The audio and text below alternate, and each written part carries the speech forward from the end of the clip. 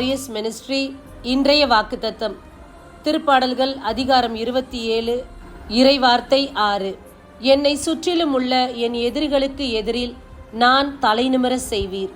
இதோ என் எதிரியானவன் எப்போது நான் வீழ்ச்சி உறுவேன் என்று காத்திருக்கக்கூடிய இந்த நாட்களில் இறைவன் சொல்லக்கூடிய வார்த்தை, உன்னை எதிர்ப்பவர்களுக்கு முன்பதாக உன் தலை நிமிர செய்வேன் என்று வாக்கு கொடுக்கின்றார்.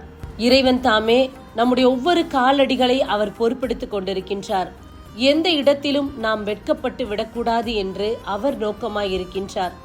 நம்முடைய செயல்பாடுகளையும் நம்முடைய நடத்தைகளையும் ஆண்டவர் பொறுப்பெடுத்துக் கொண்டிருக்கின்றார். இதோ இந்த நாட்களிலும் எதிலும் நாம் தவறிவிடக்கூடாது என்பதற்காக அவர் நம்மீது திண்ணமாய் இருக்கின்றார்.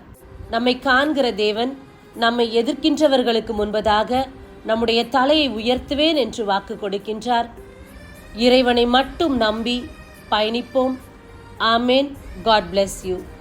உயிரின் உயிரேவா, எந்தன் நினைவாய் வா, நாளும் பொழுதும் என்னை தேடி, நாளும் பொழுதும் என்னை தேடி நீயும் உடனிருந்தாய்,